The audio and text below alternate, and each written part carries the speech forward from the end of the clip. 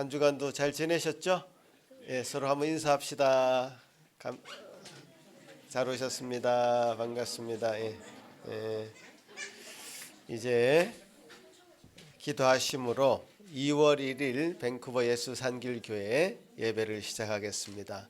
우리의 도움은 천지를 지으신 여호와의 이름에 있도다. 아멘. 하나님 아버지 참 감사합니다. 우리에게 귀한 날 또 허락하여 주셔서 주님을 생각하며 그 앞에 엎드려 기도하고 예배하게 하시니 참 감사합니다.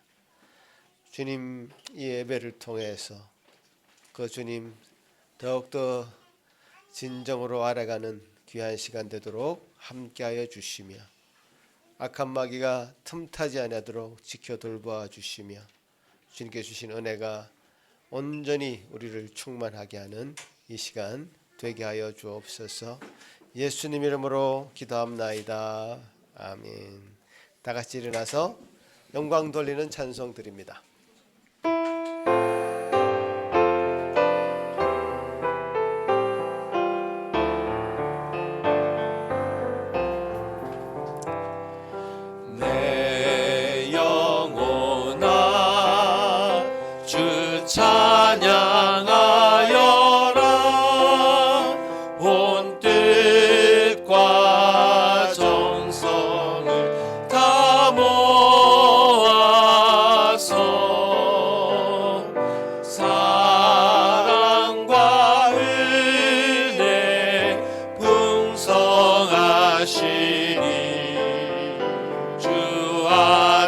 참된 기쁨이 넘치도다.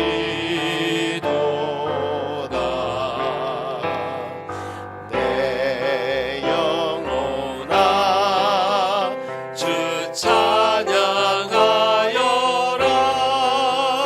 그 팔로 행하신 큰 위엄을 인자와 자비 풍성하시니 온 세상 모두 알리라. 세세토록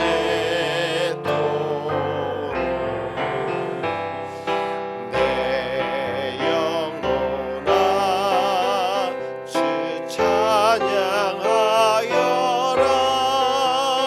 능력과 권세로 다스리네.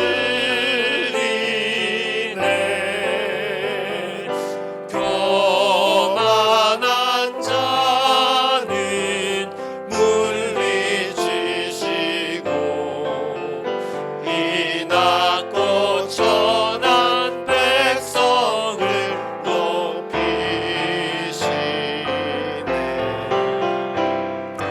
내 영혼아 주 찬양하여라. 하나님 약속은 늘 신실해. 온 세상 향해 크게 말하라. 내 주님 위대하심을 영원토록.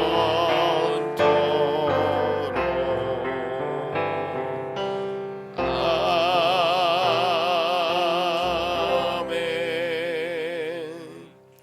사도신경으로 우리의 신앙을 고백합니다.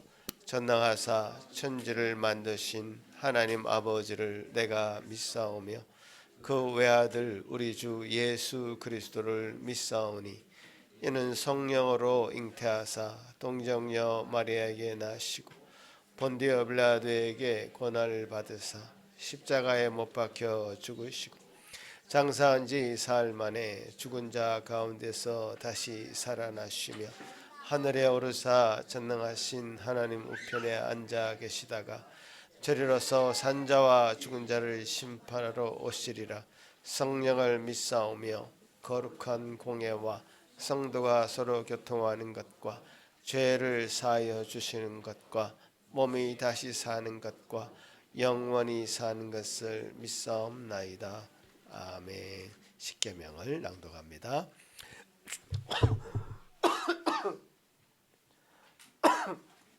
죄송합니다. 하나님이 이 모든 말씀으로 말씀하여 이르시되 나는 너를 애굽 땅 종되었던 집에서 인도하여 낸 내 하나님 여호와니라. 제1은 제2는 너를 위하여 새긴 우상을 만들지 말고 또 위로 하늘에 있는 것이나 아래로 땅에 있는 것이나 땅 아래 물속에 있는 것에 어떤 형상도 만들지 말고 그것들에게 절하지 말며 그것들을 섬기지 말. 제3은 너는 내 하나님 여호와의 이름을 망령되게 부르지 말라. 제4는 안식일을 기억하여 거룩하게 지키라. 제5는 내 부모를 공경하라. 제6은 살인하지 말라. 제7은 간음하지 말라. 제8은 도둑질하지 말라. 제9는 내 이웃에 대하여 거짓 증거하지 말라. 제10은 내 이웃의 집을 탐내지 말라. 자리에 앉으셔서 주님 앞에 우리 마음을 돌아보면서 참여하는 마음으로 찬송 드립니다.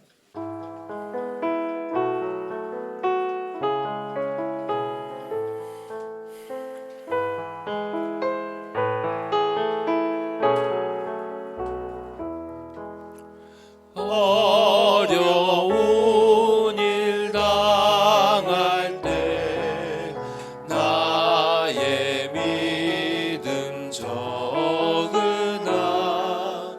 의지하는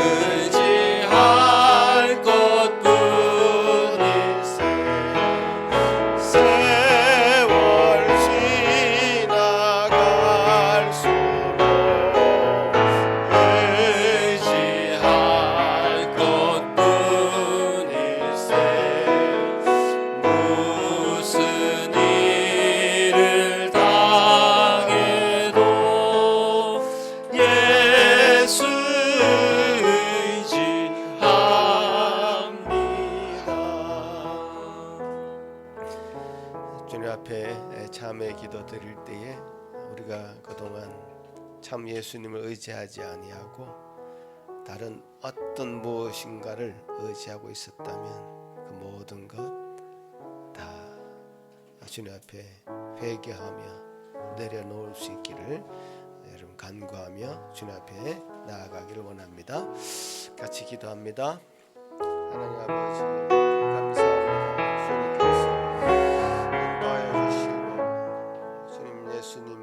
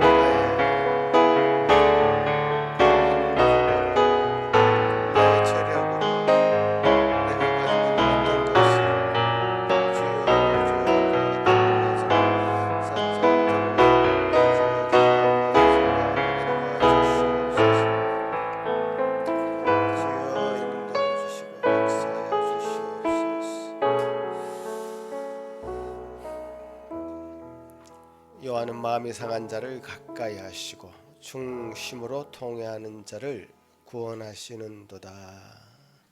하늘에 계신 우리 아버지여, 이름이 거룩히 여김을 받으시오며 나라가 임하옵시며 뜻이 하늘에서 이룬 것 같이 땅에서도 이루어지이다. 오늘 우리에게 일용할 양식을 주시옵고 우리가 우리에게 죄 지은 자를 사하여 준 것 같이 우리 죄를 사하여 주시옵고 우리를 시험에 들게 하지 마시옵고 다만 악에서 구하시옵소서. 나라와 권세와 영광이 아버지께 영원히 있사옵나이다. 아멘. 이렇게 감사드린 찬송드립니다.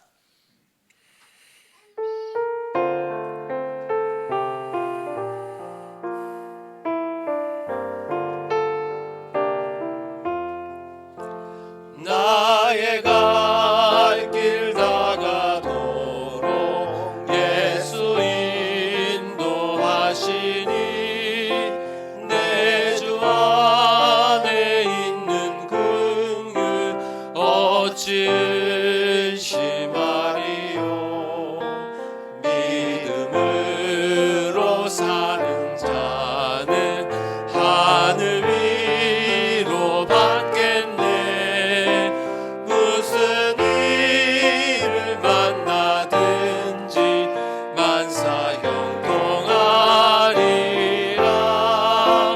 무슨 일을 만나든지 만사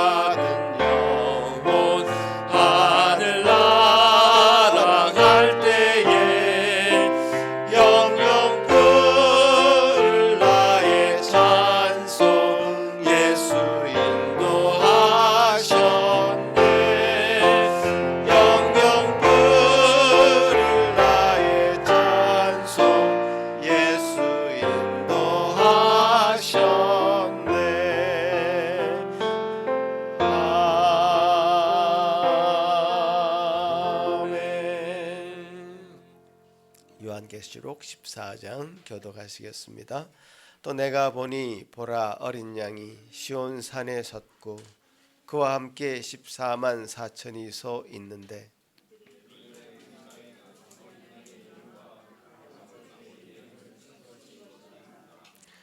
내가 하늘에서 나는 소리를 들으니 많은 물소리와도 같고 큰 우레소리와도 같은데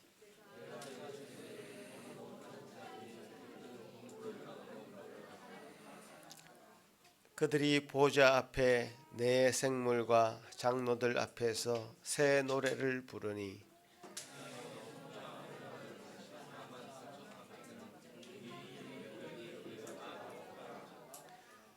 이 사람들은 여자와 더불어 더럽히지 아니하고 순결한 자라.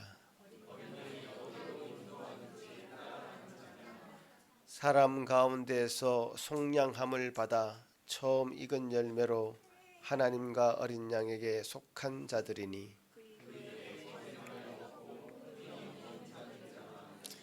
아멘. 이 시간 예배를 위해서 문영대 집사님 기도하실 때에 다 같이 한 마음으로 기도하시겠습니다. 사랑과 은혜가 무한하신 하나님 아버지, 죄인된 저희를 용서하시고 사랑으로 품어주셔서 오늘도 예배의 자리로 불러주심에 감사합니다. 십자가의 보혈로 우리를 정결케 하신 주님의 그 크신 사랑을 의지하고 이 시간 마음을 다해 예배드리기를 간구합니다. 주님, 우리가 삶을 살아갈 때 고난과 억울한 상황을 마주할 때가 있습니다. 요셉이 긴 세월 동안 묵묵히 주님을 신뢰하며 기다렸던 것처럼 저희에게도 견고한 믿음을 허락하여 주시옵소서. 당장 눈앞에 결과가 보이지 않더라도 하나님께서 보이지 않는 곳에서 일하고 계심을 믿어 의심치 않도록 도와주시옵고, 요셉이 힘든 상황 속에서도 하나님의 섭리를 발견했듯 저희도 사람을 보지 않고 그 너머에 계신 하나님의 손길을 보게 하여 주시옵소서.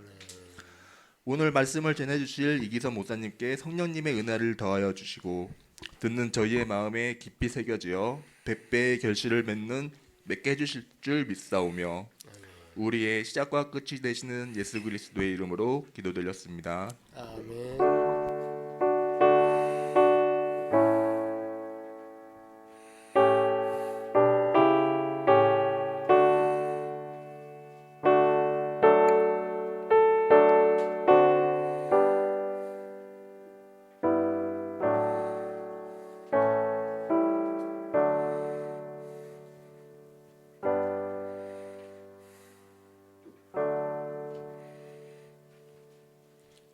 우리 대영이 마이크 있어?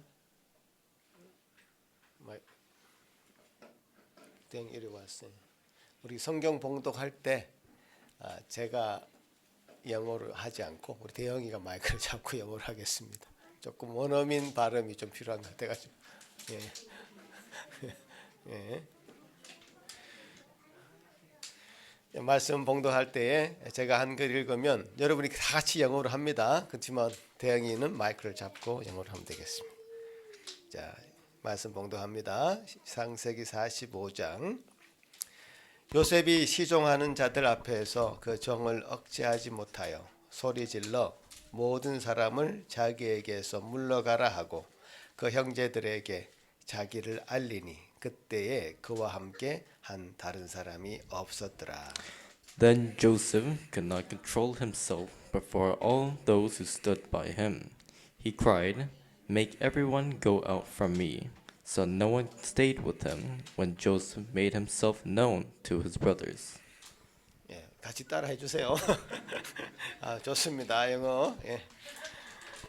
요셉이 큰 소리로 우니 애굽 사람에게 들리며 바로의 궁중에 들리더라. And he wept aloud so that the Egyptians heard it, and the household of Pharaoh heard it. 요셉이 그 형들에게 이르되 나는 요셉이라 내 아버지께서 아직 살아 계시니까 형들이 그 앞에서 놀라서 대답하지 못하더라. And Joseph said to his brothers, "I am Joseph. Is my father still alive?" But his brothers could not answer him, for they were dismayed at his presence. 요셉이 형들에게 이르되 내게로 가까이 오소서 그들이 가까이 가니 이르되 나는 당신들의 아우 요셉이니 당신들이 애굽의 판자라. So Joseph said to his brothers, Come near to me, please. And they came near. And he said, I am your brother Joseph, whom you sold into Egypt. 당신들이 나를 이곳에 팔았다고 해서 근심하지 마소서, 한탄하지 마소서. 하나님이 생명을 구원하시려고 나를 당신들보다 먼저 보내셨나이다. And now do not be distressed or angry with yourselves because you sold me here, for God sent me before you to preserve life. 이 땅에 2년 동안 흉년이 들었으나 아직 5년은 밭갈이도 못하고 추수도 못할지라. For the famine has been in the land these 2 years, and there are yet 5 years in which there will be neither plowing nor harvest. 하나님이 큰 구원으로 당신들의 생명을 보존하고 당신들의 후손을 세상에 두시려고 나를 당신들보다 먼저 보내셨나니. And God sent me before you to preserve for you a remnant on earth and to keep alive for you many survivors. 그런즉 나를 이리로 보낸 이는 당신들이 아니요 하나님이시라.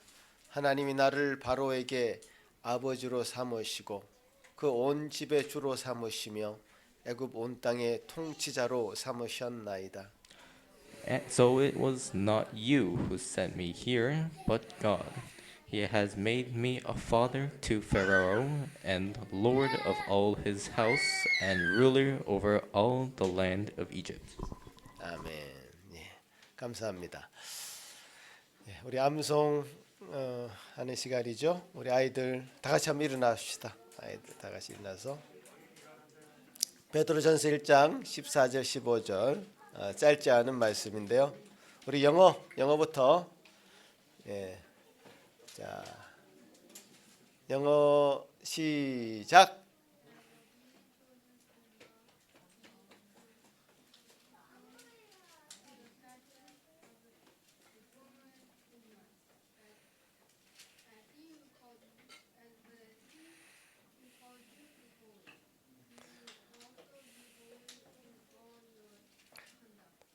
네.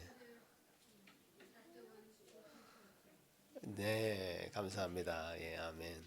그 다음에 한글 시작. 너희가 순종하는 자식처럼 전에 알지 못하던 그대에 따르던 너희의 사역을 본받지 말고 오직 너희를 부르신 거룩하신 이처럼 너희도 모든 곳에 거룩한 자가 되라. 아멘. 베드로전서 1장 14절 15절 말씀. 아멘. 너희를 부르신 거룩한 이처럼 너희도 거룩한 행실에 거룩한 자가 되라. 우리 아이들 위해서 한번 기도합시다. 하나님 아버지, 우리를 거룩하게 하시려고 또 우리를 통해서 영광 받으시기 위하여 우리를 구원하신 하나님 놀라운 은혜에 감사드립니다. 우리 이 땅에 하나님의 자녀로 살면서 이 세상에 속하지 않고 하나님 나라에 속한 하나님 나라의 백성이오니 주님, 그 거룩한 자의 모습처럼 우리가 거룩하게 되게 하여 주시옵소서. 주님, 이 세상과 구별된 삶 살게 하시고 하나님 나라의 시민권을 가진 자로 하나님 나라의 영광을 돌리기 위하여 살아가는 우리 모든 자녀들 되게 하여 주시옵소서. 우리 아이들 참 이 세상에 많은 유혹거리가 있습니다. 널려져 있습니다. 참 우리가 잠시 한눈을 팔면 쉽게 빠질 수 있는 참 늪이 있고 구렁텅이가 있습니다. 주여, 주님께서 늘 보호하시고 보존하셔서 그들을 지켜 돌봐 주옵소서. 주님께 주신 은혜로 날마다 살아가는 저희 아이들 되게 하여 주옵소서. 예수님 이름으로 기도합나이다. 아멘. 예. 아이들은 나가셔도 좋습니다.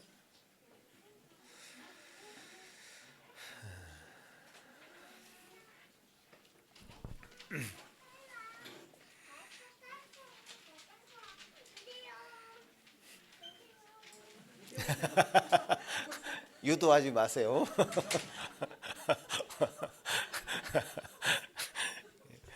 예, 오늘 뭐 우리 문 집사님 기도의 내용에서 많이 젖어 있습니다만은 요셉에 관한 이야기를 할 것입니다. 요셉. 요셉의 이야기가 창세기 37장부터 나옵니다. 그죠? 창세기 37장부터 50장까지 장장 14장에 걸쳐서 제일 많은 분량의 창세기 중에서 제일 많은 분량이 요셉의 이야기입니다. 그만큼 이 요셉이 차지하고 있는 그 위치, 이 하나님의 그 구속의 역사 가운데서 요셉이 차지하고 있는 위치가 그만큼 크다라고 생각할 수 있습니다. 사실 야곱의 족보를 이야기하면서 야곱의 족보의 그 요셉 이야기가 전부입니다, 사실. 그래서 요셉의 이야기를 오늘 좀 할 텐데요. 요셉의 이야기는 여러분이 조금 친근한 이야기일 것 같습니다, 그죠? 요셉이 야곱의 11번째 아들이죠. 그래서 야곱이 라헬을 통해서 낳은 아들이 요셉인데 요셉을 특별히 사랑해서 대표적으로 그 요셉만을 사랑했던 편애했던 그 증거가 요셉에게는 채색 옷을 입혔다. 다른 옷을 입힌 겁니다. 채색 옷이라는 것은 귀족들이 입는, 그야말로 왕의 자녀들이 입는 그 정도의 좋은 일할 때 입는 옷이 아닙니다. 노동할 때 입는 옷이 아니고 요셉은 노동을 시키지 않은 거죠. 우리가 성경의 내용을 볼 때 형들은 양을 치러 가기 위해서 다 멀리 가 있습니다만 요셉은 집안에서 그야말로 야곱 곁에 있었던 것이죠. 그래서 그만큼 요셉을 사실 편애를 했습니다. 대놓고 편애했다는 얘기가 나오고 요셉을 그렇게 편애해서 요셉은 또 그 형들의 잘못된 일들이 있으면 그대로 야곱한테 고자질하는 그런 역할도 했다라고 성경도 기록하고 있고요. 그만큼 야곱은 요셉을 편애했고 또 요셉은 굉장히 철없는 행동을 한 것으로 나옵니다. 그래서 사실 요셉을 그 형제들이 좋아할 수가 없게 됩니다. 그죠? 한 아이만 편애하고 있는 이 야곱의 모습. 사실 야곱은 아버지 이삭으로부터도 아버지 이삭은 에서를 편애했죠. 별미를 좋아했던 이삭이 사냥을 잘하는 에서를 편애했고 편애 피해자입니다. 사실 요셉 야곱은. 그래서 야곱은 편애 피해자인데 또 자기 피해자가 또 가해자가 돼가지고 요셉만을 편애하는 그런 좀 대물림이 그 안에 또 있는 것을 보게 됩니다. 저도 저 누님이 4명 있고 제가 형님 있고 제 막내인데 어머니가 대놓고 저를 편애했어요. 그야말로 눈에 띄게 밥상 앞에서 그야말로 고등애가 있다면 가장 좋은 파트를 나한테 탁 주고 굉장히 정말 그런 상황이 정말 저는 너무너무 싫었고 또 그 때문에 어머니한테 몇 번 그러지 말라고 부탁은 했지만 안 돼요. 어르신들 입장에서는 그게 안 돼요. 그래서 제가 받아들일 수밖에 없고 그냥 그렇게 그러니 하고 넘어갔는데 나중에 지금 와서 생각해 보면 저도 그런 상황을 은근히 즐기지 않았나 그런 생각도 있습니다. 뭐 사랑해 주는데 뭐 마다할 일이 별로 없죠. 그래서 좀 은근히 즐기고 또 누님들이 잘못된 얘기를 어머니한테 고자질하는 역할을 요셉처럼 했던 것 같습니다. 예. 자, 그런 어떤 이야기들이 성경에 가감없이 기록이 되죠. 참 야곱이 요셉을 편애한 거 뭐가 옳은 일이겠습니까? 그렇지만 그런 이야기를 성경에 가감없이 얘기하고 또 그런 인간의 어떤 연약함과 부족함들을 성경 그대로 드러내면서도 그 일을 통해서도 하나님께서 섭리하신다. 우리 문지사님도 섭리라는 단어를 기도 중에 썼는데 하나님께서 섭리하신다.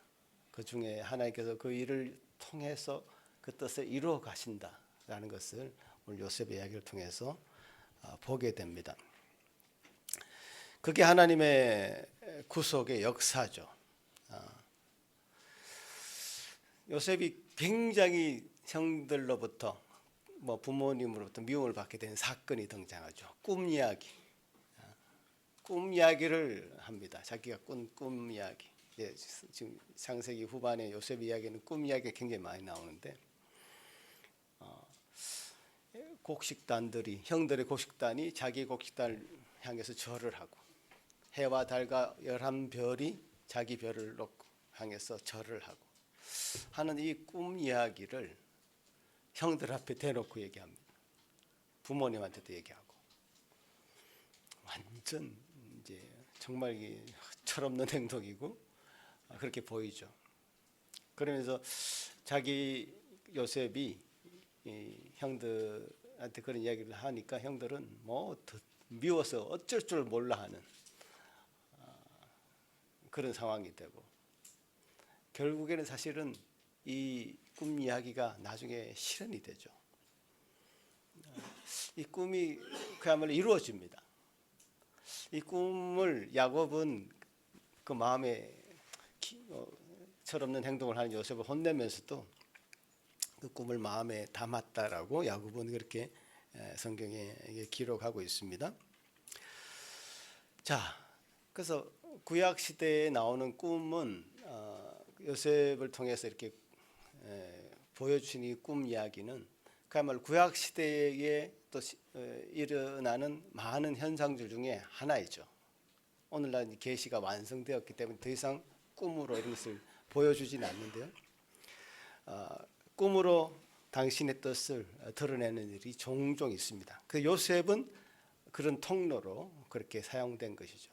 그래서 요셉이 꿈을 해석하는 많은 일들 중에 자기가 능력이 많아서 그 꿈을 해석한다라고 말한 적이 없어요. 하나님께서 알려주신다. 하나님께서 그것을 말씀하실 것이다. 그러니까 하나님께서 요셉은 성령의 감동을 받은 사람으로 요셉을 세우셨고 성령의 감동을 통해서 그 꿈을 알도록 하신 것이죠. 그래서 그 꿈 이야기를 통해서 하나님이 그 계시를 당신의 뜻을 드러내는 이야기가 요셉을 통해서 이 창세기 후반부에 대해서 나타납니다. 자, 그래서 그 꿈꾸는 이야기를 하고 나서 요셉은 그 별명이 생기죠. 꿈꾸는 자가 됩니다. 꿈꾸는 자. 그래서 한 번은 형들이 들에 나가 있을 때 도단이라고 하는 꽤 먼 지역에 양치고 있는데 야곱이 요셉에게 형들이 어떻게 지내고 있는지 한번 돌아보고 와라 했는데 요셉이 막 찾아 물어 형들이 있는 곳에 찾아가죠. 자, 멀리서 요셉이 오는 것을 보면서 형들이 이렇게 얘기합니다. 저 꿈꾸는 자가 온다.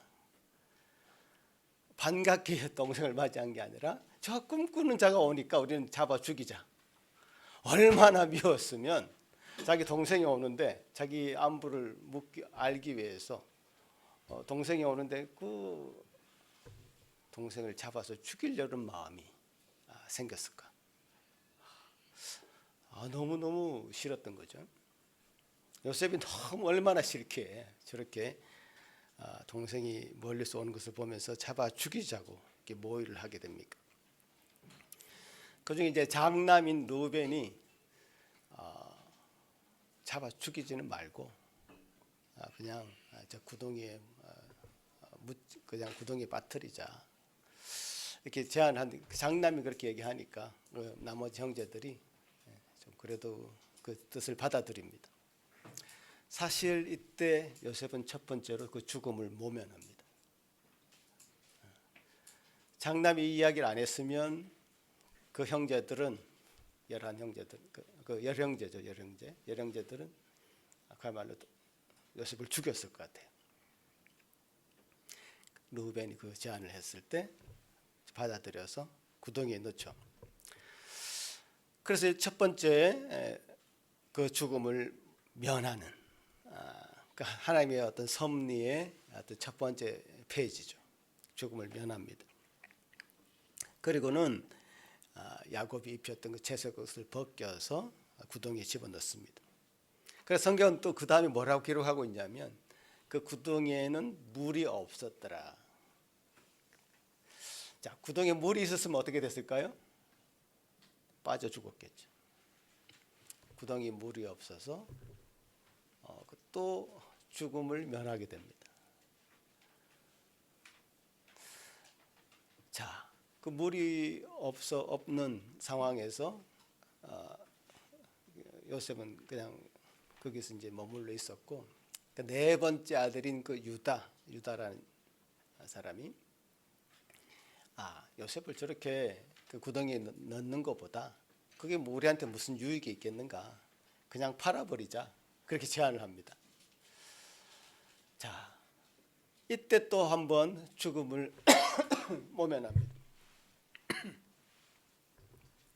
이제 큰 구덩이, 자기 혼자서는 스스로 나올 수 없는 그 구덩이에 이제 빠져 있는 요셉. 그냥 놔뒀으면 목말라서 굶어서 죽었을 것입니다. 그럼 이제 요셉은 또 죽었겠죠. 그래서 그 죽음을 모면하는 상황이 또 한 번 나옵니다. 그래서 낙타를 타고 오는 그 애굽 상인들에게 팔아 넘겨버리고 말죠. 자, 이렇게 제가 봤을 때 한 3번 정도의 그 죽음을 면하는 장면이 이 장면에서 있습니다.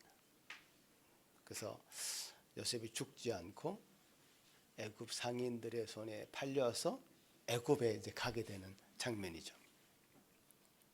보디발이라고 하는 애굽의 바로 왕의 친위 대장의 집에 종으로 팔려갑니다. 종은 사람 취급받지 못하는 시대였겠죠. 그래서 참 어마어마한 고생하는 일들을 했을 것입니다. 그 요셉이 나오는 그 영화 같은 것을 봐도 그때 당시에 그 애굽에서의 그 노예 생활을 상상할 수 있는데, 생각해 볼 수 있는데, 그야말로 거친 일들을 하면서 매 맞으면서 그렇게 생활했을 것입니다. 그런데 성경은 39장에 이르러서 보디발의 집에 종으로 팔려간 그때의 상황을 놓고 요셉에게 형통했다라는 단어를 처음 사용합니다. 형통했다. 창세기 39장 2절 3절 같이 한번 읽어볼까요? 시작. 여호와께서 요셉과 함께 하심으로 그가 형통한 자가 되어 그의 주인 애굽 사람의 집에 있으니 그의 주인이 여호와께서 그와 함께 하심을 보며 또 여호와께서 그의 범사에 형통하게 하심을 보았다. 자, 형통이라는 단어가 과연 요셉한테 어울리는 단어인가? 이 생각이 들더라고요. 형통이라는 단어가 지금 요셉한테 어울리는가? 지금 원래는 야곱 밑에서 야곱의 그 가정에서 편안하게 있어야 될 그 요셉. 그 요셉이 형들의 미움을 받아서 죽음을 몇 번이나 모면하고 지금 애굽의 먼 곳에 팔려와서 종살이하고 있는 이 요셉에게 이 형통이라는 단어는 어울리는가? 전혀 어울리지 않는 단어 같단 말이죠. 자, 이 형통의 단어 영어로는 successful하다는 건데 뭐가 성공적이냐 지금 요셉의 삶이 그렇지 않다면 우리 형통이라는 단어가 성경에서 이렇게 사용될 때 그 원뜻을 그렇게 알아봐야 됩니다. 왜? 지금 어울리지 않은 단어가 지금 등장했기 때문에 우리가 생각해 형통이라는 것은 뭐가 잘 된다, 석세스하다 이런 얘기인데 우리가 지금 상식적으로 생각하는 것은 그렇지 않단 말이에요. 지금 요셉의 삶이. 그래서 원어를 한번 보시면, 그럼 넘겨 보시면 원어가 짜라흐라고 되어 있습니다. 짜라흐. 그러니까 원어적으로 이 형통의 단어를 볼 때, 짜라흐라고 하는 단어를 볼 때, 이 형통은 그냥 우리가 생각하는 뭐가 잘 돼 간다, 만사 형통이다, 뭐 이런 의미가 아니라 하나님께서 도우심으로 번창한다, 성취한다, 전진한다. 반드시 그 앞에, 형통이라는 단어 앞에 하나님께서 함께 하심으로라고 하는 그 단어가, 그 문장이 같이 나옵니다. 형통이라는 단어가 홀로 나오지 않아요. 하나님께서 함께 하심으로 요셉은 형통하게 되었다라고 이게 기록이 되고 있죠. 그래서 하나님이 함께 한다는 것은 우리가 임마누엘이다 이렇게 얘기하잖아요. 임마누엘, 하나님께서 우리가 함께 하심으로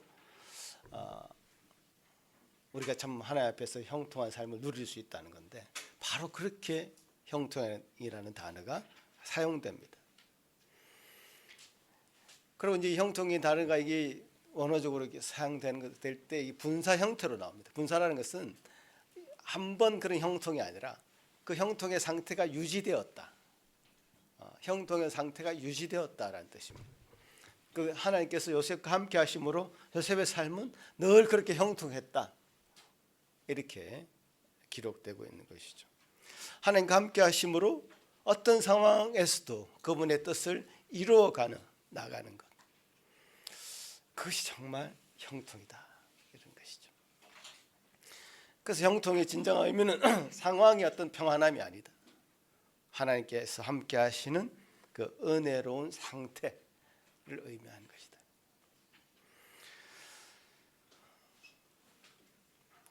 그러니까 이 형통이란 단어를 정말 잘 사용해야 된다.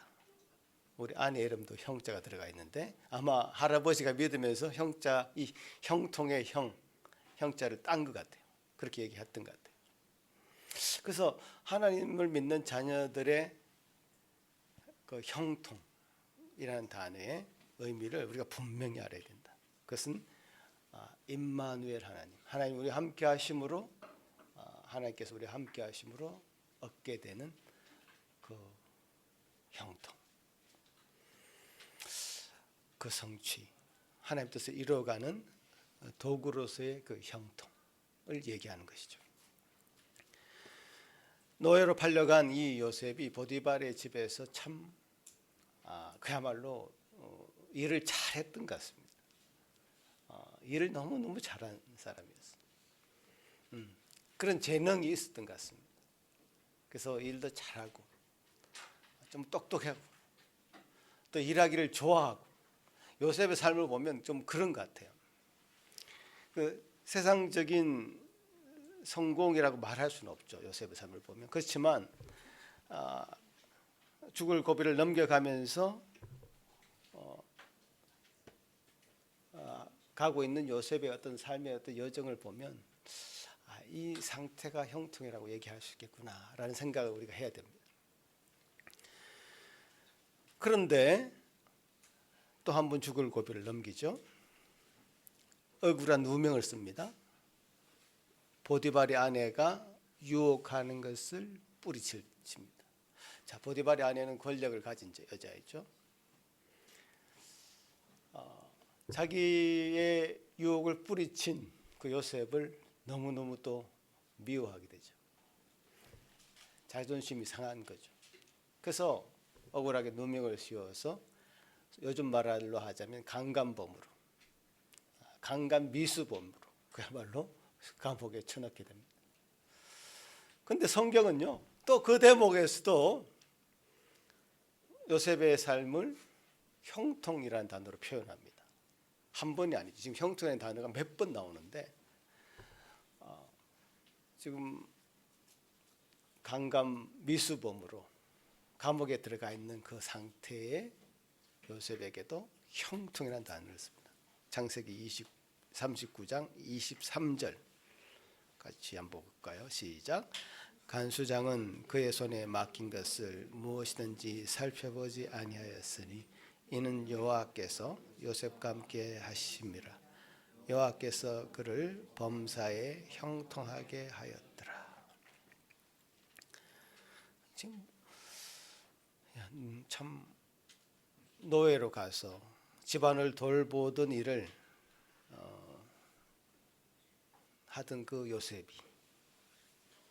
감옥에 가게 되었고, 감옥에 가서 참 너무너무 이게 형들한테 그 당한 것도 억울한데, 자기가 좀 철없는 행동을 했지만 형들이 나를 그렇게 팔아버린 거, 죽이려고 했던 거 너무너무 억울해서 잠도 못 잘 그런 상황이고, 지금 실제로 짓지 않는 죄를 인해 때문에 자기 감옥에 가 있는 그 상황에 원망하고 좌절할 수밖에 없는 그런 상황인데, 이 성경은 이 상황에서 요셉을 형통하게 했다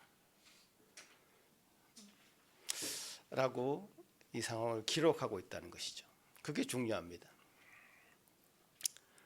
요셉은 그가 처한 곳이 하나님이 그와 함께 하시는 곳으로 만들어가고 있는 것 같습니다. 그가 처한 곳이 어떤 곳이든지 간에, 그것이 감옥이든지 종살이를 하는 어떤 것이든지, 아마 구덩이 안에서도 그렇게 좌절하지 않았을 것 같아요. 처음에 구덩이에 빠졌을 때도 하나님께서 함께 하시는 곳으로 만들어가고 있습니다. 저는 그것이 요셉의 삶을 보면서 너무너무 도전되는 부분이죠. 아마 하나님이 택하신 사람, 하나님의 사람의 어떤 특징이 아닐까. 이게 하나님의 사람의 특징이 바로 여기에 있는 것이 아닐까. 하나님의 사람의 어떤 특징은 그 얼굴에 어떤 고생한 흔적이 없는 것이라고 그래요. 너무너무 밝게 살고 있는데 사실은 그 사람의 어떤 삶의 내면을 들여다보면, 삶의 환경을 보면 그렇지 않아요. 그러나 찬송도 그런 찬송이 있죠. 내가 매일 기쁘게 순례길을 행함은 주의 팔이 나를 안보함이요. 이런 찬송도 있죠. 순례길이 뭐가 그렇게 기쁜 길이겠습니까? 순례길은 그야말로 힘든 길입니다. 그러나 그것을 내가 매일 기쁘게 순례길을 행하는 그런 삶으로 만들어가는 사람이 하나님을 믿는 사람의 삶인 것이죠. 주님께서 주시는 그 은혜로 말미암아 기쁨 가운데 충만해서 사는 사람의 삶, 그것이 하나님의 사람들의 삶이고, 그런 모습이 요셉에게도 분명히 보입니다. 계속 요셉 얘기를 하자면요, 그 요셉이 감옥에 이제 갇혀서 생활하는데, 또 감옥의 간수장이 그렇게 요셉에게 일을 또 맡깁니다. 어디 가든지 요셉은 참 일을 잘했던 것 같습니다. 그리고 바로의 그 신하들, 두 신하가 있었죠. 그 두 신하의 꿈을 해석해 주면서 그 간원들의 앞날을 예언해 주죠. 실제로 그 예언이 성취가 됩니다. 그 중에 술 맡은 관원장의 그 예언이 성취가 되어서 그 관원장이 복직을 합니다. 다시 그 왕 옆으로 가게 되죠. 자, 요셉이 한마디를 합니다. 그 관원장에게 당신이 자리에 복직하시면 나를 꼭 기억해달라 라는 말을 한마디 남기죠. 자, 근데 3일 뒤에 그 일이 실현이 되는데 그 술 맡은 관원장은 요셉의 일을 기억하지 못하더라. 요셉은 우리가 보기에 정말 하나님께서 택하신 하나님의 사람이고 형통한 자이지만, 세상 사람의 눈에 보기에는 강간미수범으로 감옥에 갇혀 있는 한 죄인일 뿐입니다. 그 죄인의 얘기를 귀를 기울이지 않죠. 기억하지 않죠. 까맣게 잊어버리고 세월을 또 보냅니다. 자, 그 기간이 얼마인지 정확히 모르겠지만 시간이 이제 흘러서 이제 반전이 한번 일어납니다. 그죠?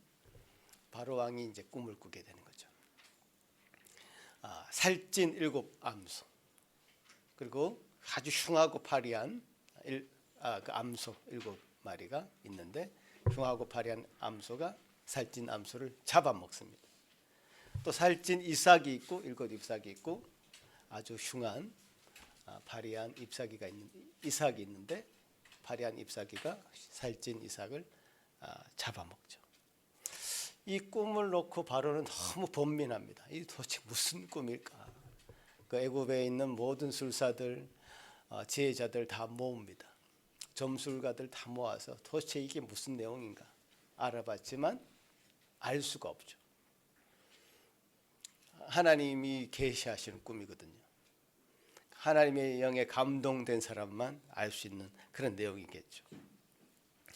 그래서 바로가 그렇게 번민하고 있을 때 드디어 술 맡은 반응장이 기억해내죠. 내가 감옥에 있을 때 내 꿈을 해석해 준 사람이 있다. 그 종이 있다. 그 종을 내가 불러오겠다. 당장 바로가 불러오라고 하죠. 그 꿈을 정확하게 해석을 합니다. 7해가 대풍년이 있을 것이고 7년은 흉년이 될 것이다. 그 꿈을 굉장히 좋게 받아들였습니다. 바로가. 그래서 요셉을 바로 애굽의 총리로 삼아버립니다. 자, 요셉은 하나님의 영에 감동된 사람이었기 때문에 하나님께 일러주시는 대로 해석을 하는 겁니다. 지금 애굽의 최고의 이제 권력자의 자리에 바로를 제외하고는 최고의 권력 자리에 앉아서 이제는 그야말로 날개를 달았습니다. 너무너무 일을 잘합니다. 그야말로 이제 애굽 전체를 다스리는 일을 하는데 너무너무 지혜롭게 잘해서 지금 7년 흉년 기간에 곡식들을 다 모아놓고 창고를 늘려서 곡식들을 모아놓고 그 흉년을 대비하는 그 정책을 펼칩니다. 요셉은 일을 잘하게 됐거나 할거니와 일을 좋아하는 것 같습니다. 제가 봤을 때는 그 정치는 그런 사람이 해야 돼요. 사실 일 잘하고 좋아하는 사람이 해야 됩니다. 그 요셉은 그게 정확하게 합당한 사람이었던 것 같아요. 그래서 애굽은 아주 풍성하게 되고 당연히 그 가나안 지역에 있는 야곱의 자손들과 또 그 근방에 있는 사람들은 기근이 왔을 때 7년 기근이 왔을 때는 그야말로 굶어 죽을 위기에 처하게 됩니다. 야곱이 그렇게 얘기하죠. 지금 소문에 애굽은 곡식이 풍성하니 거기 가서 좀 사오라. 곡식을 좀 사오라고 그 아들들을 보냅니다. 자, 이제 요셉과 그 형들이 다시 만나는 장면이 나옵니다. 요셉의 형들이 곡식을 얻기 위해서 요셉을 찾아갔고 요셉은 그 형들을 다 해번에 알아봅니다. 그렇지만 아마 제가 이렇게 상상하는 그림은 형들은 이제 머리를 숙이고 머리를 들 수조차 없는 높은 사람이 그 앞에 있고 요셉은 내려다보고 있고 그야말로 요셉이 꾼 꿈이 이제 실현되는 장면이죠. 몇 번 절하는 게 나옵니다. 지금 사실은. 그래서 요셉은 당장 알아봤지만 그래서 아는 체를 안 하죠. 그래서 제가 이 부분에서 참 질문이 많이 생기는데 여러분도 아마 질문이 좀 생겼을 겁니다. 요셉은 왜 바로 알아보고 그들을 좀 벌하든지 용서해든지 하지 굉장히 여러 번 밀당을 하죠. 밀당 그야말로 왜 그랬을까? 왜 그랬을까요? 요셉이 형들을 당장 알아보지만 마음을 감추고 모른 채 합니다. 그러고는 너희들은 곡식을 사러 온 자들이 아니고 이 땅을 정탐하러 온 스파이다. 간첩 혐의를 세워가지고 이제 막 추궁을 합니다. 신문을 합니다. 그래서 요셉의 형들은 이제 뭐 어쩔 수 없이 당황하죠. 그 대목에서 성경 또 뭐라고 기록하고 있냐면 요셉이 형들이 이런 어려움을 당하니까 그들 스스로가 그렇다. 과거에 자신들이 지었던 죄가 이제 생각나는 겁니다. 자신들이 지었던 그 요셉을 구덩이에 가두고 그야말로 죽이려고 했던, 그래서 결국 애국에 팔아버렸던 자신들의 죄가 떠오릅니다. 요셉은 그런 얘기를 꺼내지도 않았는데 스스로 그런 생각이 이제 드는 거죠. 과거에 묻어두었던 그것이 이제 죄책감이 떠올라서 스스로들 얘기합니다. 그런 상황을 요셉은 이제 히브리어로 그들이 말했겠고, 형들은 요셉은 자기 말들을 알아듣지 못할 것이라고 생각했기 때문에 요셉이 있는 데서 막 그런 얘기를 하는 거죠. 요셉은 다 알아듣고 눈물을 흘리죠. 자, 그런 대목에서 결국 시므온이라고 하는 형제 중에 한 사람을 남겨놓고 다시 가나안 땅으로 그들을 돌려보냅니다. 목적은 베냐민이라고 하는 라헬에게서 낳은 밑에 동생이 있습니다. 라헬이 그 동생 베냐민을 낳다가 죽는데, 그러니까 야곱은요, 그 자기 부인 네 사람 중에 라헬을 가장 편애했습니다. 편애. 그래서 라헬이 베냐민을 낳다가 죽었기 때문에 라헬이 낳은 요셉과 베냐민을 특별히 사랑했습니다. 그래서 요셉은 이제 야곱 생각에 죽었다고 생각했기 때문에 베냐민이라도 살려야 된다 해서 베냐민을 그야말로 곁에 두면서 어디도 보내지 않고 있죠. 근데 요셉은 그 부분을 꼭 집어가지고 베냐민을 데려오라 라고 시킵니다. 근데 이것이 야곱에게 그는 자기 목숨과도 같은 어떤 아들이었기 때문에 절대로 그것이 허용되지 않을 것이라는 것을 형들이 알았어요. 그건 불가능할 것 같은데 어떡하지 하면서 고민하면서 다시 가나안 땅으로 돌아왔죠. 근데 뭐 사원 양식이라는 것이 오래 가지 않죠. 딱 1년 지나니까 다시 동나는 거죠. 지금 얼마나 7년 중에 5년이 남았습니다. 5년 또 버텨야 되는데 양식을 구하지 못하면 그야말로 일가족이 몰살당할지 굶어 죽을 판입니다.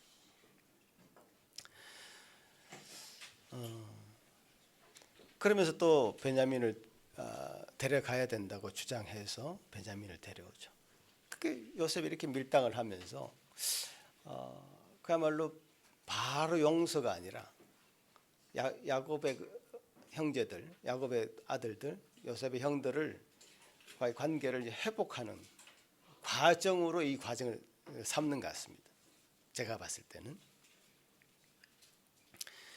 자기 죄도 스스로 깨닫게 되고 과연 우리가 했던 일이 무엇인가를 막 생각하면서 그렇게 관계를 회복해가는 과정으로 지금 밀당을 하고 있는 것이죠.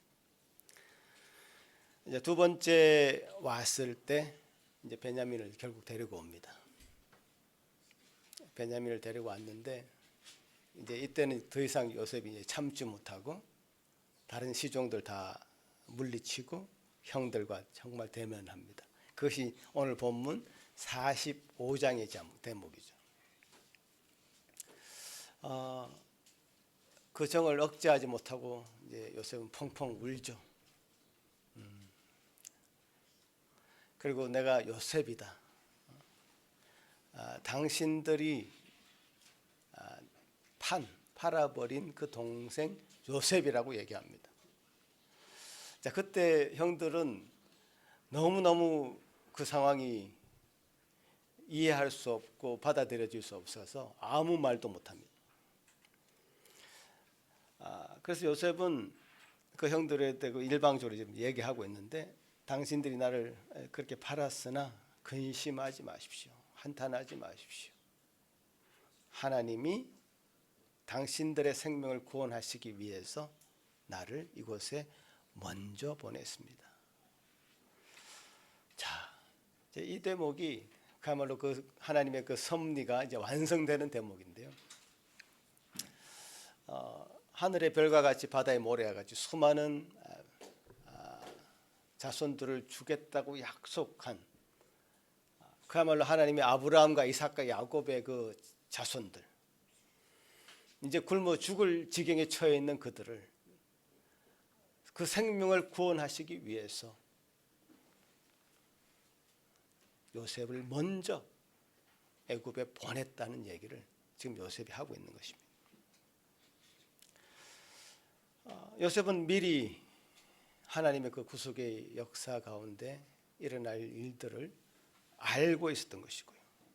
그 섭리를 이해하고 있었던 것이죠. 죽을 고비를 몇 번 넘기면서 우여곡절 끝에 애굽에 간 것은 하나님이 모든 상황을 합력해서 선을 이루시겠다고 하는 그 놀라운 뜻을 알고 있었던 것입니다. 그 안에서 이 섭리 안에서 이 일은 이루어졌다고 요셉이 고백을 하는 겁니다. 저희 얼마나 놀라운 일인가 하면 우리가 창세기 지금 쭉 읽어봤는데 사실 이 야곱의 가족 일가족이 애굽에 갈 것이라는 대목이 창세기 15장에 이미 얘기되고 있었습니다. 여러분 창세기 15장 한번 같이 읽어보면 창세기 15장 13절 같이 한번 읽어보겠습니다. 시작. 여호와께서 아브라함에게 이르시되 너는 반드시 알라 내 자손이 이방에서 객이 되고 그들을 섬기겠고 그들은 400년 동안 내 자손을 괴롭히리. 정확하게 야곱의 일가가 애굽에 가서 400년을 머뭅니다. 이 말씀은 한 채 오차도 없습니다. 하나님이 하신 말씀은 반드시 이루어집니다. 마치 화살이 시위를 떠난 그 화살이 정확하게 관역을 뚫듯이 하나님의 말씀은 오차가 없습니다. 요셉은 이 모든 것이 하나님의 섭리 안에서 이루어지는 이름을 알았기에 그 위와 같은 고백을 할 수 있는 겁니다. 형들을 만나서 근심하지 마십시오. 한탄하지 마십시오. 당신들의 생명을 구원하시기 위해서 내가 먼저 이곳에 왔고 그것은 하나님이 보내신 것입니다. 하나님의 섭리를 이루시는 일입니다. 그러면서도 그 당신들이 나를 팔았다는 얘기를 빼놓지 않죠. 합니다. 애굽의 어떤 모습으로 온 것은 중요하지 않습니다. 종으로 왔던 감옥에 누명을 쓰고 갇혔던 그 세월이 중요하지 않습니다. 어떤 모습이든지 하나님의 뜻을 이루는 것이 중요합니다. 그것이 우리가 이 땅에 사는 의미이기도 합니다. 여러분. 요셉의 삶의 의미가 하나님의 섭리를 이루는 것이었다면 우리도 마찬가지예요. 사실. 여러분 삶이 어떤 의미를 부여하고 있습니까? 왜 사십니까? 왜 이 땅에 살고 있습니까? 왜 캐나다까지 와서 고생하고 있습니까? 그 의미를 찾지 못하면 너무너무 허망한 인생이 되죠. 그렇지 않겠습니까? 의미 없는 인생은 없는데 하나님 안에서 그 의미를 찾아야 되는 거지. 요셉은 그 의미를 찾았다. 그 의미를 찾아서 그가 애굽에 참 팔려서 왔고 감옥에 누명 써서 갔든 간에 하나님께서는 그를 통해서 당신의 뜻을 이루시고자 하는 그 참된 뜻, 참된 의미를 요셉은 알고 있었고 그렇게 고백하고 있는 것입니다. 이런 면에서 요셉은 참 예수 그리스도를 예표한다고 볼 수 있는데요. 예수님은 이 땅에 어떤 모습으로 오셨습니까? 아주 천한 모습으로 오지 않았습니다. 말구유에서 태어나서 한 제자의 그 배신을 통해서 사형수가 매는 십자가를 메고 그 모습 바뀌어서 돌아가셨습니다. 죄인의 모습으로 돌아갔었습니다. 종의 모습으로 이 땅에 오셔서 그야말로 양털 깎는 자 앞에서 어린 양의 모습처럼 꼼짝하지 못하고 그렇게 죽으셨습니다. 그러나 하나님 그를 존귀하게 여기셨죠. 부활시키시고 성천하셨어.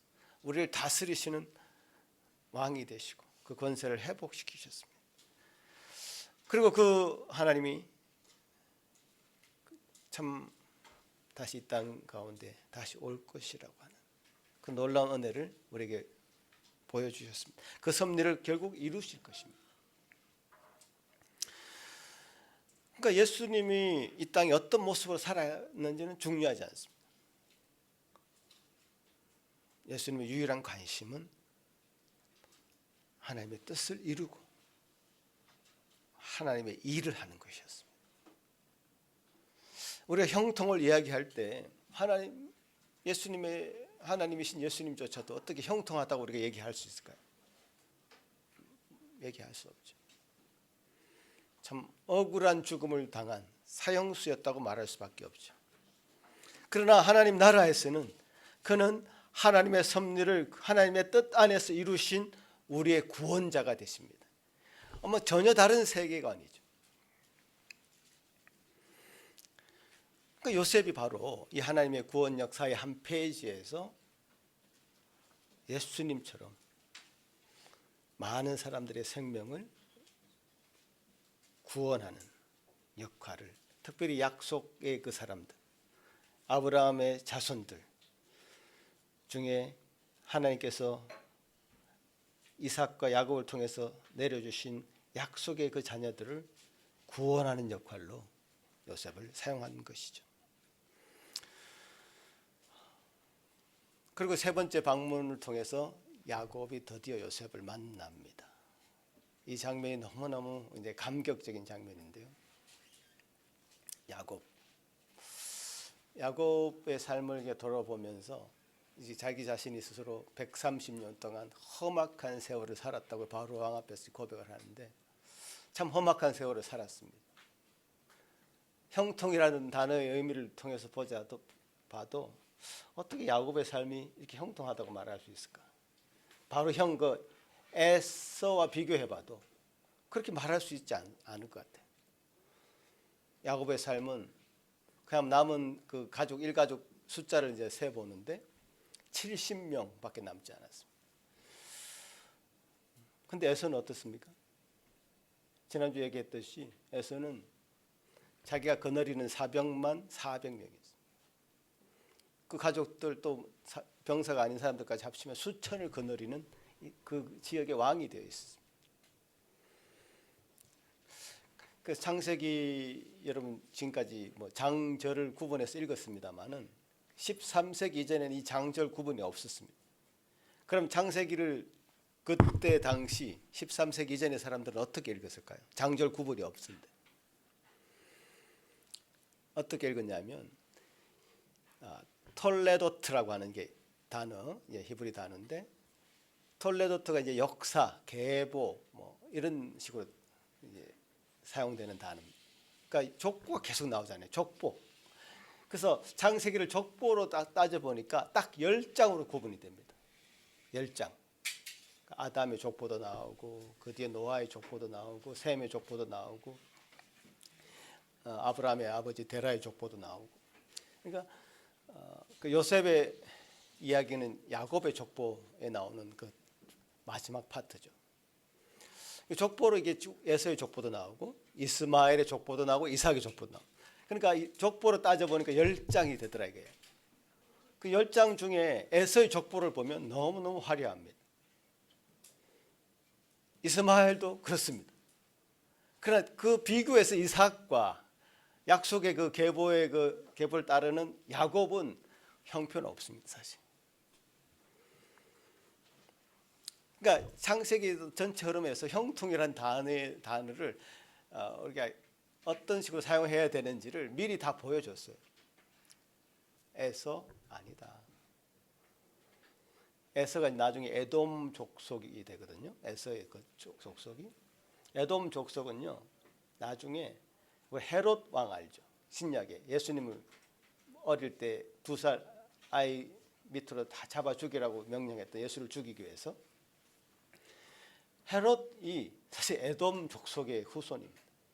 그때 당시 로마가 세운 분봉왕인데 로마의 앞잡이 역할을 하면서 오죽하면 이스라엘 백성들 핍박하던, 그 예수 믿는 사람을 핍박하던 그런 사람으로 헤롯이 사용되죠. 왕이었지만 참 이 역사의 기록을 통해서 볼 때 너무너무 참 안 됐다 이렇게 생각이 들죠. 그래서 이 세상의 어떤 형통을 누리고 이 세상의 번영을 누리고 살았던 사람이지만 하나님의 시각에서 보자면 그들은 참 그리스도를 믿는 사람들을 핍박하는 존재로 역할을 했던 것이죠. 야곱 참 그렇게 험악한 세월을 130년 동안 살았습니다. 그렇지만 성경에서 야곱을 보는 시각은, 또 우리가 봐야 되는 그 시각은 참으로 하나님 안에서 형통한 삶을 살았고 야곱을 통해서 난 그 요셉을 통해서 그 형통의 분명한 의미를 우리에게 보여주고 있는 것이죠. 자, 우리는 이제 생각해 봐야 됩니다. 자, 그럼 우리가 이 말씀을 우리한테 어떻게 적용해야 될 것인가 한번 생각해 봐야 됩니다. 자, 우리가 어떤 삶의 위치를 가지고 살아야 될 것인가. 이 세상의 권세를 가지고 살면서 부자가 되어서 그 자기 의를 내세우고 자기 능력을 권세를 내세우고 살아갈 것인가. 그래서 하나님 나라의 그 운동을 해방하며 살 것인가. 그 에서의 족보처럼. 그렇지 않고 하나님의 섭리를 이루어가는 그 삶을 살 것인가.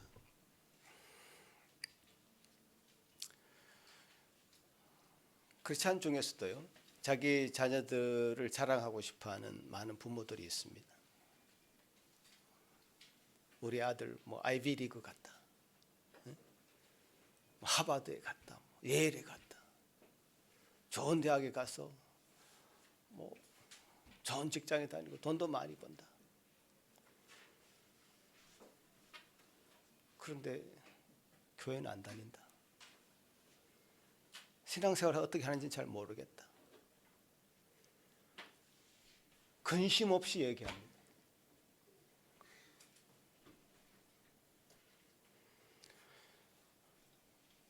소위 직분을 가졌다고 하는 장로들, 권사들 중에서도, 목사들 중에서도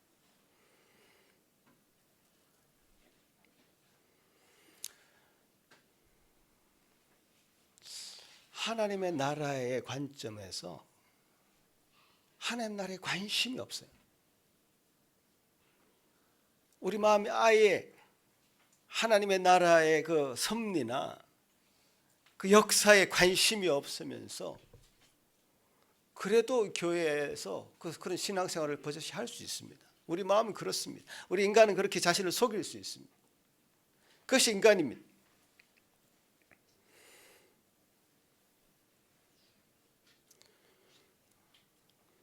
진정한 회개 없이도 충분히 그리스도인처럼 살아갈 수 있단 말이에요. 우리가 원하는 것은 그 길에서 돌았어야 된다.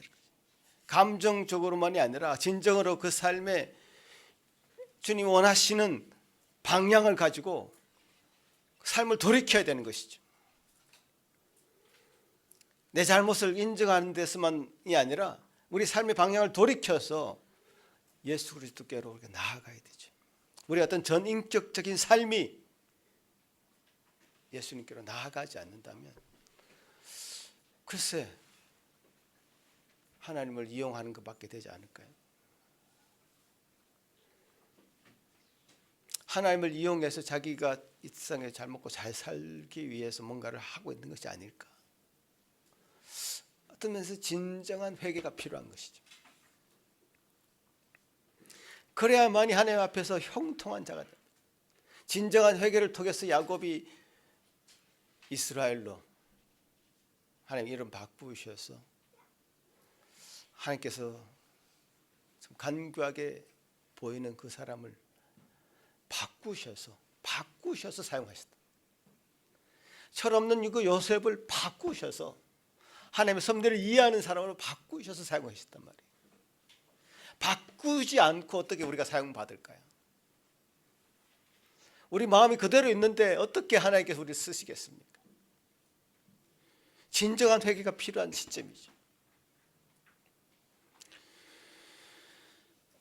저는 여러분이 저와 함께 형통한 삶을 살기를 원합니다. 여러분 다 그걸 원하십니까? 그러면 그 형통한 삶으로 나아가는 그 마음을 바꾸셔야 됩니다. 자신의 처지를 원망하지 말고 자신의 어떤 상황 가운데 있든지 간에 하나님의 뜻을 이루는 의미 있는 삶을 살아야 된단 말이에요. 보십시오. 야곱이 죽고 나서 요셉의 형들이 또 벌벌 뜹니다. 이제 야곱이 죽었으니까 요셉이 마음을 바꾸어서 자기들 죽일 거야 하는 그 두려움이 아직까지도 그 안에 있습니다. 창세기 50장인데요. 그 요셉의 형들은 아직 완전히 하나님의 섭리를 이해하지 못하고 있는 것처럼 보이죠. 50장 한번 읽어볼까요? 15절에서 21절인데 이 대목이 저는 이제 이 창세기 50장이 끝나면서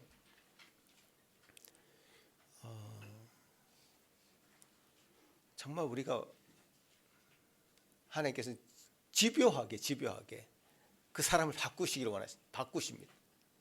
집요하게 그 한 사람의 삶을 바꾸셔서 사용하십니다. 형들 아직까지 남아있는 그 찌꺼기 같은 것들이 있었습니다. 야곱이 죽으면 우리는 또 요셉에게 복수당할 거야 라고 하는 그 생각을 바꾸십니다. 같이 한번 읽어봅시다. 15절부터 시작. 요셉의 형제들이 그들의 아버지가 죽었음을 보고 말하되 요셉이 혹시 우리를 미워하여 우리가 그에게 행한 모든 악을 다 갚지나 아니할까 하고 요셉에게 말을 전하여 이르되 당신의 아버지가 돌아가시기 전에 명령하여 이르시기를 너희는 이같이 요셉에게 이르라 내 형들이 내게 악을 행하였을지라도 이제 바라건대 그들의 허물과 죄를 용서하라 하셨으니 당신 아버지의 하나님의 종들인 우리 죄를 이제 용서하소서 하며 요셉이 그들이 그렇게 하는 말을 들을 때에 울었더라. 그의 형들이 또 친히 와서 요셉의 앞에 엎드려 이르되 우리는 당신의 종들이니이다. 요셉이 그들에게 이르되 두려워하지 마소서.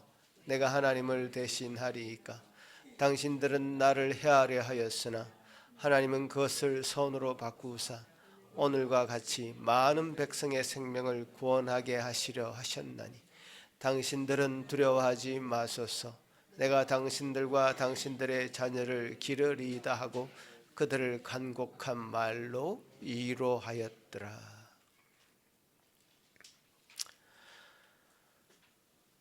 두려웠겠죠. 그래서 이 두려운 마음에 스스로들 요셉 앞에 엎드려서 당신의 종입니다. 살려주십시오 하는 마음으로 엎드렸겠죠. 근데 요셉은 그런 형들의 모습을 보고 울었다고 기록하고 있습니다. 울었다.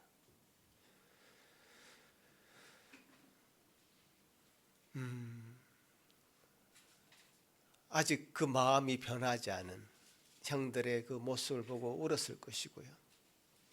하나님 뜻을 다시 한번 확인하면서 울었을 것입니다. 정말 하나님은 선으로 바꾸셨습니다. 요셉을 해하려 했지만 형들은 그것이 선으로 바뀌어서 많은 생명을 구원하는 도구로 요셉의 삶이 사용됐던 것입니다. 두려워하지 마십시오.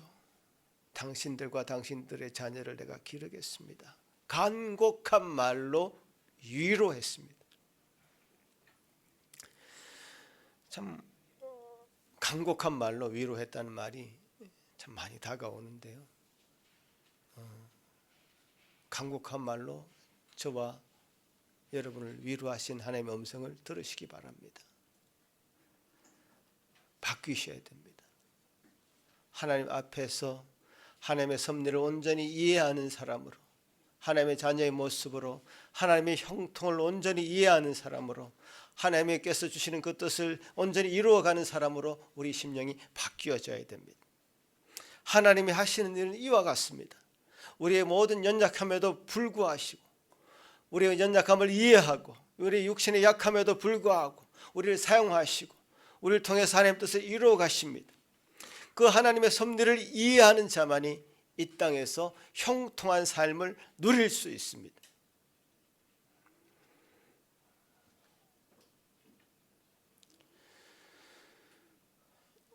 여러분 처한 삶의 현장에서 고백하십시다. 형통한 삶을 충만하게 누리도록 도와주십시오라고 기도하는 저와 여러분이 되기를 간절히 바랍니다. 기도하겠습니다. 고마우신 주님 감사합니다. 참 요셉을 통해서 우리에게 보여주신 이 하나님의 사람의 그 형통함을 보면서 참 그리스도가 우리에게 어떻게 하셨는지, 어떻게 그 뜻을 이루셨는지, 어떻게 하나님의 섭리는 우리가 처한 상황에 관계없이 그 뜻을 이루어가는지를 보게 하시니 참으로 감사합니다. 아버지 하나님, 이 땅에 사는 주의 백성들입니다. 이 세상에 속하지 않은 하나님 나라에 속한 주의 백성들입니다. 에서의 계보가 아니라 야곱의 계보에 속해 있는 어쩌면 초라해 보이지만 견고하게 그 하나님의 뜻을 이루어가는 놀라운 주의 백성의 삶을 이 땅 가운데에서 굳건히 살 수 있도록 저희들을 붙들어 주시옵기를 소망합니다.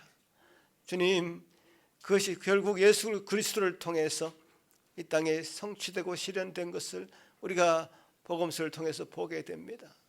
주여 도우셔서 그리스도를 온전히 바라보게 하시고 그리스도 온전히 의지할 수 있는 저희들 삶 될 수 있도록 도와주시옵소서.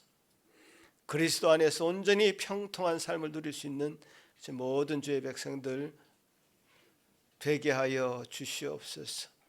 감사하고 예수님 이름으로 기도합나이다. 아멘.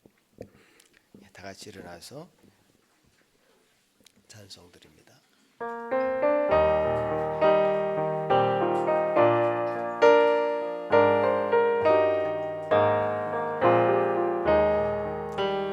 대산을 넘어 험곡에 가도 빛 가운데로 걸어가면 주께서 항상 지키시기로 약속한 말씀 변치 않네. 하늘의 영광 하늘의 영광 나의 맘속에 차고도 넘쳐 할렐루야를 힘차게 불러 영원히 주를 찬양하리.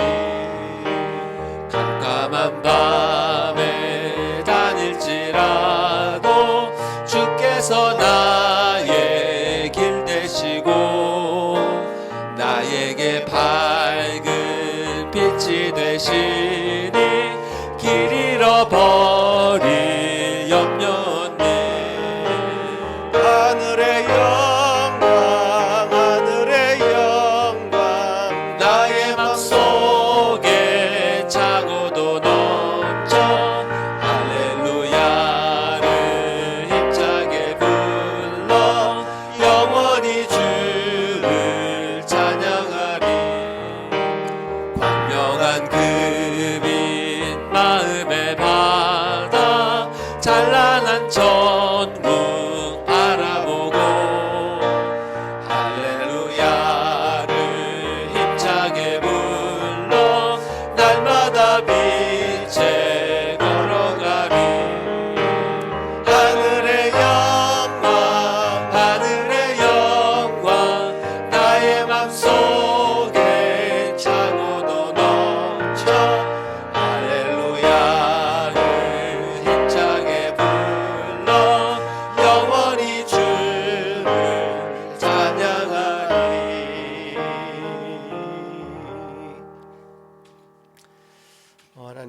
아버지, 참 우리가 이 땅에 발을 딛고 사는 동안 요셉과도 같은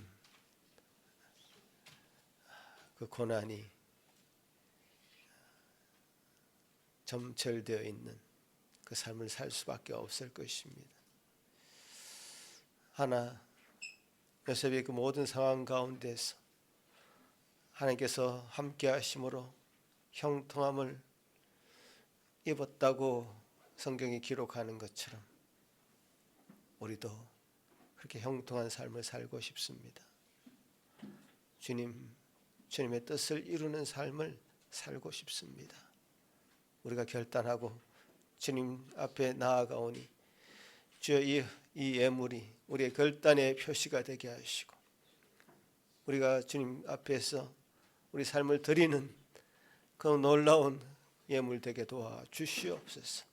우리 삶 가운데 다시금 돌아갔을 때에 참으로 내가 매일 기쁘게 순례길을 행하는 자의 그 놀라운 기쁨을 가지고 살아가는 저희들 되게 하시고 주님 안에서 살아가는 하루하루가 되도록 도와주시옵소서.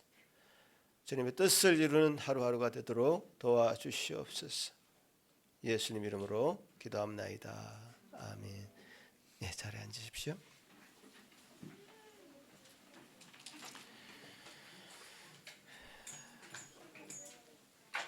예, 창세기 말씀 이제 다 끝났습니다. 창세기 말씀을 통해서 하나님의 말씀의 어떤 방향성, 기초를 우리가 본 것 같습니다. 같이. 그래서 지난 한 달 동안 저와 여러분이 함께 말씀으로 호흡하고 하나님 앞에서 말씀 읽고 지키고 그 들은 대로 다 행할 수 있는 은혜를 간구하고 있는데요. 이렇게 나눔을 통해서 더 풍성해지는 것 같습니다. 그 나눔이 더 풍성해질 수 있기를 바라면서 여러분이 더 개인적으로 말씀을 붙잡고 살아가는 그 삶을 늘 매일매일 놓치지 않기를 다시 한번 간구드립니다. 기도합니다. 이제는 우리 주 예수 그리스도의 크신 은혜와 하나님 아버지의 극진하신 사랑하심과 성령 하나님의 위로하심과 교통하심이 요셉에게 우리에게 본으로 보여준 것처럼